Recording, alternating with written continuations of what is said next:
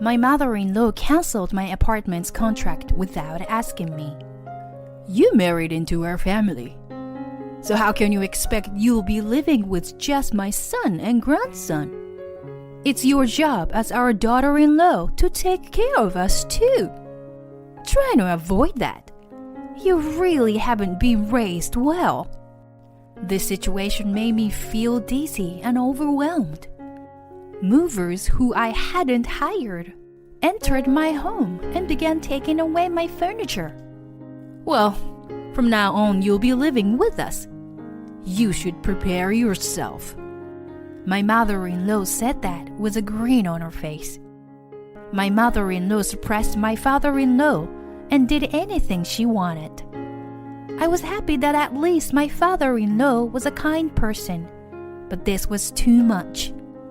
I couldn't hold myself back any longer. I had reached my limit.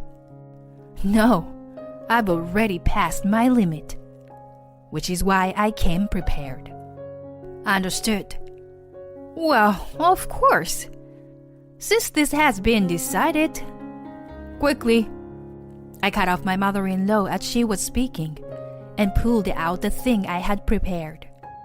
Just like you canceled the contract to my home without asking me, I ended my marriage with your son without telling you. Huh? At the moment, she understood everything and her face went pale. My name is Isla. It's been 3 years since I married to my husband, Asher. Asher and I are currently living together in a studio apartment my parents bought me. My parents manage a company and are very well off. Though I've turned down their financial help since I started working and living on my own. This house was a wedding gift, so I had no choice but to accept. This is to celebrate your wedding, so at least let us do this much. When my dad said that, I couldn't refuse. Asher was happy that we could live together comfortably, and seeing him like that made me happy as well. Our married life went well, and we ended up having a child relatively quickly. Marriage, pregnancy, and the birth of our son, Gabriel. It was the happiest and the busiest time of my life. It passed by like a whirlwind. After meeting my in-laws before the wedding, I rarely saw them. Asher's parents' home was far away, and it was a hassle for his parents to come visit us. My father-in-law was an executive in his company, so he couldn't take long vacations. So generally, we would share updates about our son over the phone. Even though we can see you over video calls, it's lonely not having you visit in person. My mother-in-law said that every time we spoke over video call. I wanted to visit them occasionally, but I had so much to do. And since her son was so young, I was worried about traveling a long distance with him. I also still wasn't fully recuperated from giving birth. All I could do was let out a dry laugh and apologize. Days and months passed, and our son turned 3 years old. I still can't keep my eyes off him, but he's grown up to be a very good boy. And he even helps me out sometimes. Around that time, my mother-in-law began visiting us more often. Until now, she had said she couldn't visit because my father-in-law couldn't take vacations. So I wondered how and why she started visiting more often now. At first, she would only come once every few months. But she started visiting us more and more, to the point she was at our home every week. I've made a new friend recently. They drive me to here, my mother-in-law said, handing a new toy to Gabriel. Asher's father isn't with you? He's really busy. Even today he's working. My mother-in-law didn't seem to care much as she answered. Since Gabriel has gotten bigger, why don't you come over to our house? As a wife, it's your job to visit us. My mother-in-law spoke to me spitefully as she hugged Gabriel. But even if he's gotten bigger, He's still only 3 years old. He hasn't had much experience traveling long distances, and I'm still teaching him manners and how to act outside our house. Asher is also busy with work, and it's hard fitting a trip into his schedule. I'm sure Asher had spoken to his mother about this, but she just wanted to be mean to me. Even when Gabriel was a baby, you would just let us see him over video calls. It was so sad. My neighbors are all looking forward to meeting Gabriel. My mother-in-law looked across the room and let out a sigh. I wonder if living in this fancy house is what makes you feel like you are so important. I would never know how to react when she said this. Gabriel has also said he doesn't like his grandma much. I'm sure he could feel that his grandma was mean to me, even if he couldn't understand what she was saying. She started visiting us so often that it felt like a problem. I asked Asher to talk to her about it. Suddenly, shortly after, we got a call that Asher's father had collapsed. Asher quickly took time off, and we headed to his parents' house together. Your dad suddenly collapsed while he was working. We went to the hospital and took some tests, and it seems it's nothing life-threatening. But his arms and legs are still a bit numb, so he needs to be taken care of. He's put aside his work for now, and is reading in his bedroom. Since the first time I met my father-in-law, he's always been a quiet person.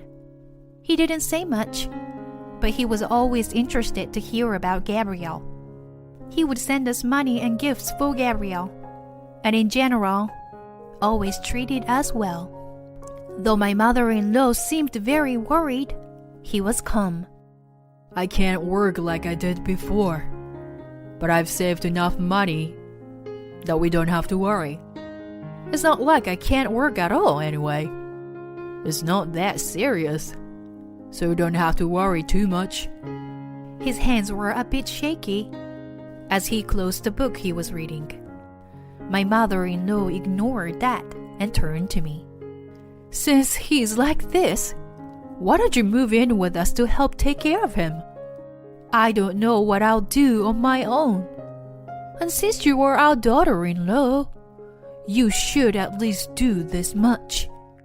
But we have our apartment. I was worried about my father-in-law, but I wouldn't accept this that easy.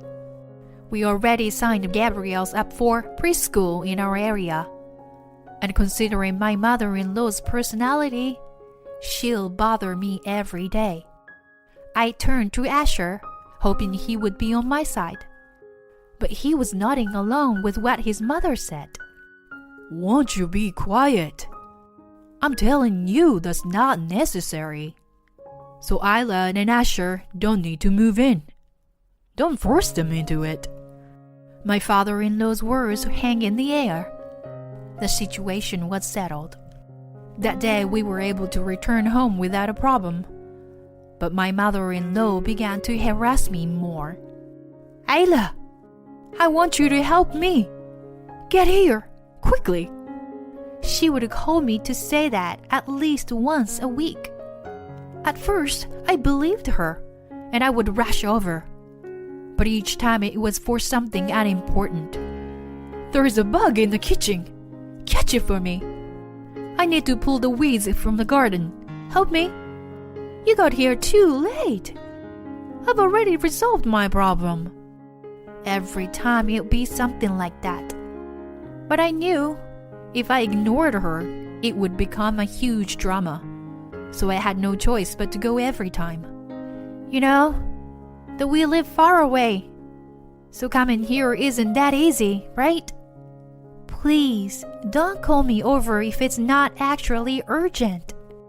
If you lived here, you wouldn't have to do this.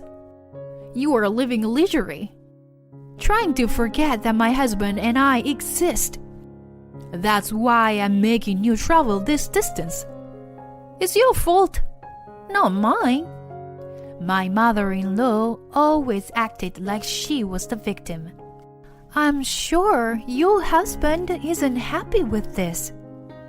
Him? He's only concerned with himself. And I won't listen to a man who can't work anymore. Whatever he says, I don't care. As she was saying this, my mother-in-law's friend called her on the phone. I'm going to meet my friend now. So, you can go home. If I have any more problems, I will call you. Mentally exhausted, I set out on a long journey back home. I've spoken to Asher about this countless times, but he just says the same thing as his mother. I can't move because of my work here. But you are not working, so what's wrong with you moving in with them? I can take care of Gabriel. I can't leave Gabriel to be taken care of by Asher alone. Little by little, I became more upset with Asher and his mother. Thinking about Gabriel, I was worried about him growing up in this sort of environment. I secretly decided to take things into my own hands.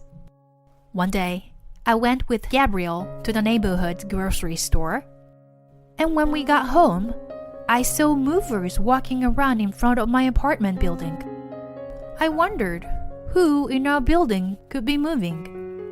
But as I got closer to my door, I saw that the movers were coming in and out of my apartment.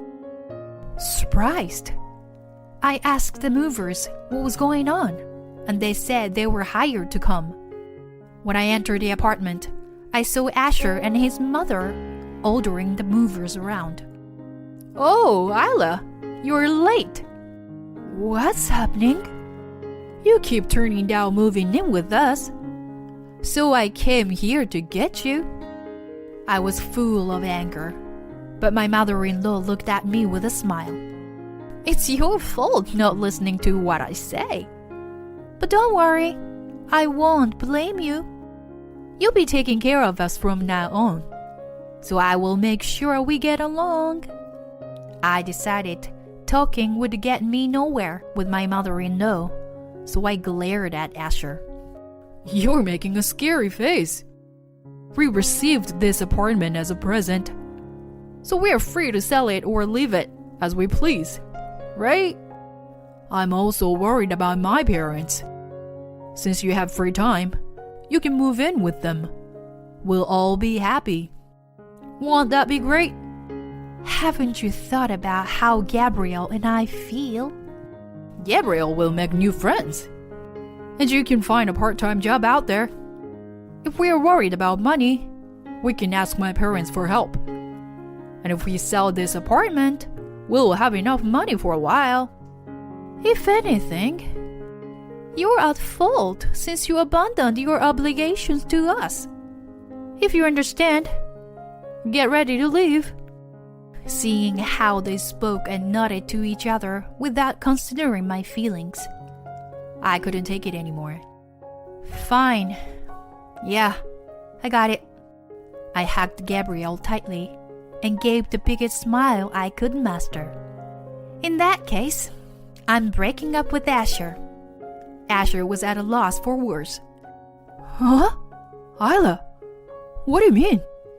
As I said, I'm ready to get divorced. So I leave the rest to you. If you have any complaints, speak to my lawyer. I've recorded our conversation where you talk about how you will force me to move in with your parents. I also have recordings and text message histories showing how your mother treated me. It's better for you to not overthink this and just divorce me. I went into our bedroom and brought out the divorce papers I had prepared. Wait! Do you think we will let you get away with this? Don't you pity Gabriel? Gabriel was surprised by his grandma's sudden yelling, and he began to cry. Grandma, it's scary. I don't like Grandma. Surprised to hear Gabriel's cries, the movers all peeked in to see what was happening. I'm sure they could tell who was the bad person here. Listen to what Gabriel is saying. It seems he won't mind. I'll move in with my parents for a bit, so I'm not worried. My mother-in-law felt too embarrassed to continue screaming in front of the movers, so she went quiet. Having gotten back at her, I felt relieved. Asher, things will probably get tough on you from now on. But I hope you and your mom get along. She just thinks about herself. So be careful. You and I will be divorced, so she has nothing to do with me anymore. I packed a few things and I got ready to leave. Anything else I need, I will buy once I get to my parents' house. Before I left our apartment, I went up to Asher. Thanks for everything. Here is my last present to you, to celebrate the end of our marriage life. As Asher stood there stunned, and with our divorce papers in hand, I handed him a few photos. The photos showed Asher's mother holding hands and walking happily with a man we didn't know. She lied that she had made a new friend. She was actually having an affair. When she would come over to visit us, he would drop her off with a kiss. I saw them kissing on our apartment building's security camera and hired a private investigator to confirm everything. She probably planned to force me to do everything when I moved in with her, so that she could have more time for her affair. Seeing the photo, Asher's face went bright red, and he began to scream at his mom. What is this? Didn't you say you were taking care of Dad? You're wrong. That's not me. My mother-in-law's voice was shaky, and I wondered what would happen from now on. But I don't have anything to do with them anymore, so I can't just stand around and watch them forever. I stepped out of the apartment. After speaking to the movers, I made a phone call. How are you feeling? Yeah, everything is over. On the other side of the phone, my father-in-law replied in a quiet voice. You went through a lot. Sorry about that. Thanks to you, I found out about my wife's affair. You really helped me out. I will handle the rest. I'm praying for you and Gabriel's happiness. I thanked him and hung up the phone. I'm glad I told him everything. Afterwards, my ex-father-in-law divorced his wife. She had been using my father-in-law's retirement money however she wanted. So now that she had to pay it all back, she was in trouble. I've heard she's living in a super run-down apartment now. Even though she is old and her body is weak, she has had to take multiple part-time jobs to pay off her debts. Since she no longer has time or money, her lover abandoned her, and she is living a lonely life. I heard all this from Asher. He regretted always being on his mom's side, and he called me to beg me to get back together with him. Asher said he's also annoyed by his mother's daily complaints and requests for money. Sounds rough, but when I was going through a hard time, and I tried to turn into you, you weren't there for me at all. Bye. I hung up the phone, cutting off what Asher was beginning to say. I blocked his phone number and completely cut off ties with him. Since I moved back in with my parents, I got to relax for a while.